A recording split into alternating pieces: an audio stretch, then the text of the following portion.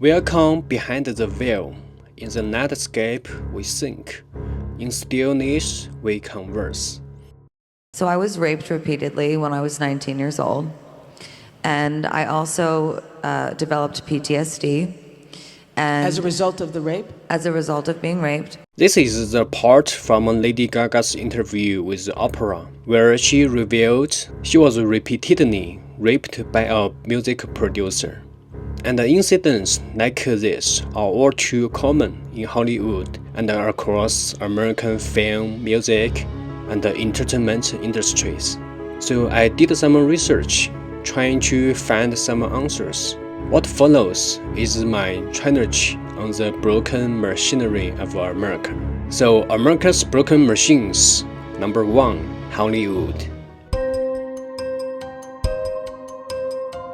Who controls Hollywood? It's a question people ask more and more these days, especially when they notice that nearly every major celebrity seems to speak in a unison about politics, culture, and what's right. When the entire entertainment machine seems synchronized, not just artistically, but ideologically, the suspicion naturally arises. Is there someone behind the curtain? For many, the answer becomes some version of a conspiracy, a cable, a secret in it, a hidden hand pulling the strings. But here's the truth. Hollywood doesn't need a secret controller. Its dysfunction is not driven by conspiracy. It's driven by structure. And that's far more dangerous. Because structural decay is harder to name, but much harder to stop. Hollywood is not run by one group in a back room. It's run by a set of reinforcing incentives, economic, ideological, and reputational, that shape the behavior of everyone within the system. So who does control Hollywood? A handful of massive talent agencies, like CAA, WME, a shrinking number of content platforms, like Disney, Netflix, Amazon, and a culture class who all share the same symbols, language, and ideological leanings, not necessarily out of belief, but out of survival. This isn't a conspiracy, it's tribalism plus career pressure. It's a system that doesn't need censorship, because it creates internal conformity. You don't need orders from above when everyone already knows what will get them invited, hired, or liked, and what will get them blacklisted. So let's break down the real problems. First, ideological tribalism. Hollywood has become a cultural monoculture.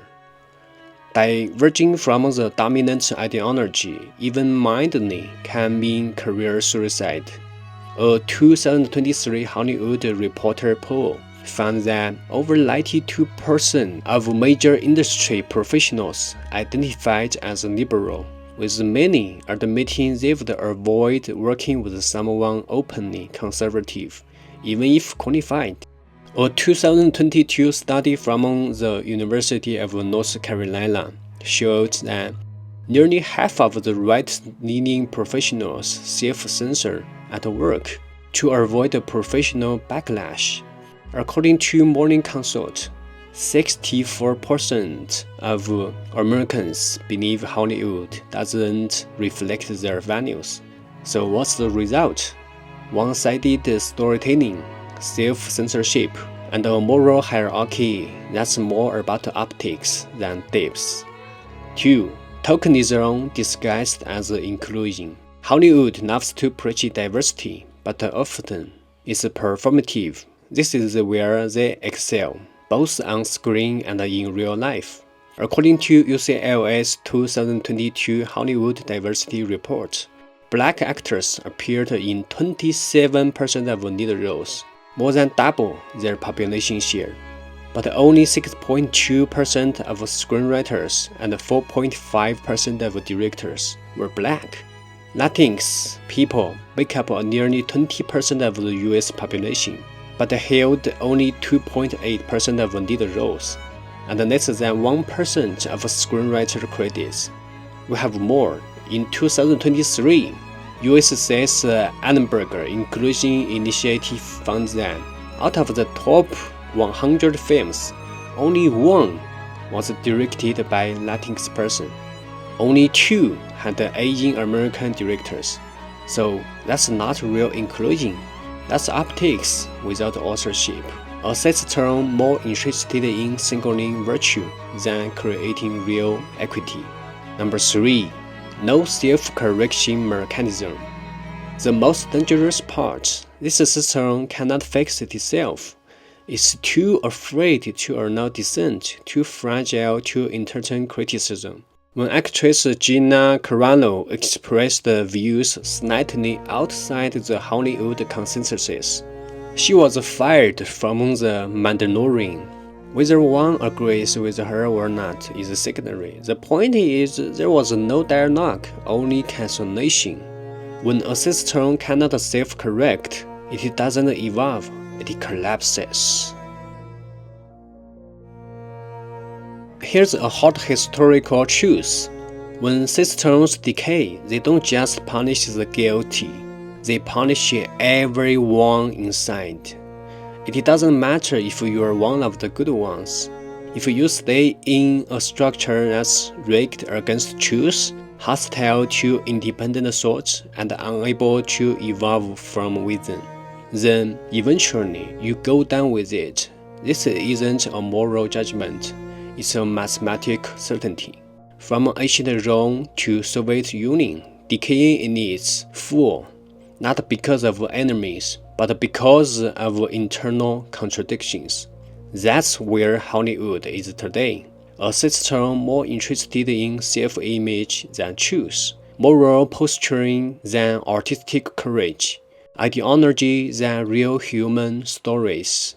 When you create a system that rewards conformity, image, and fast success, but severs itself from deeper human values, you don't just get bad at art, you get broken people.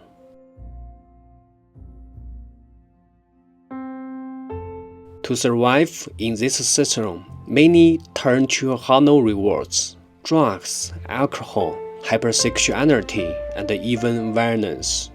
Consider the recent case of Sean Diddy Campbell, accused by federal prosecutors of running a criminal enterprise involving sex trafficking, forced labor, and drug distribution.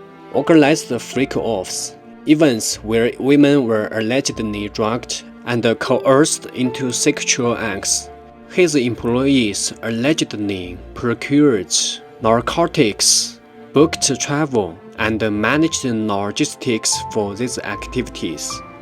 One former assistant, Mia, testified about being assaulted and witnessing Campbell's beat Casey Ventura.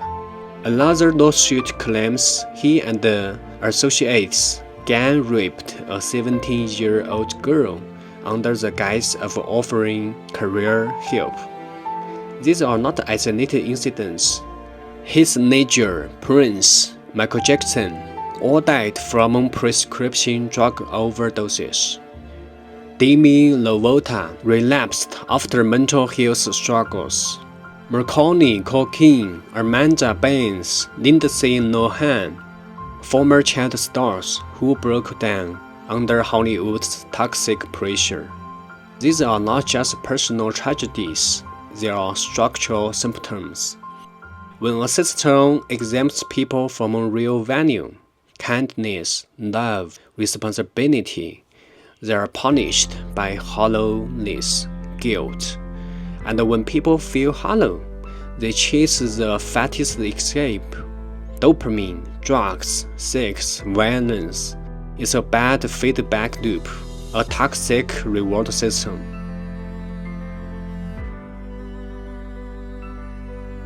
So what do you do when the system is this broken? You don't waste your time trying to fix it from the inside. You just exit.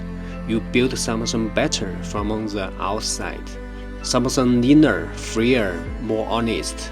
and that's already happening. Independent filmmakers are crowdfunding instead of begging studios. Writers are even negotiating media for platforms like Substack and Patreon. Audiences are rewarding creators with integrity, not just a approved voice. This isn't just an alternative, it's the future. The fall of a centralized culture is not the end of art. It's the beginning of something decentralized, truthful, and alive.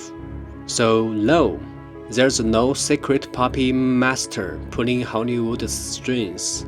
But there's a system, one built on tribalism, tokenism, and fear.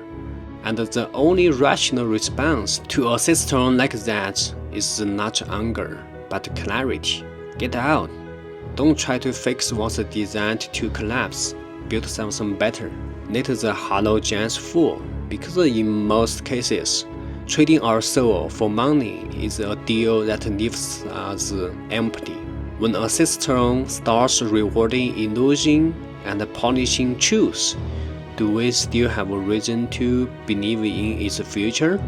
The final lesson I learned is this: evaluate any system and choose the one that rewards creativity, integrity, intelligent diversity, truth-seeking, not the one that rewards image and fear, because those systems will demand your conformity and take your soul in return.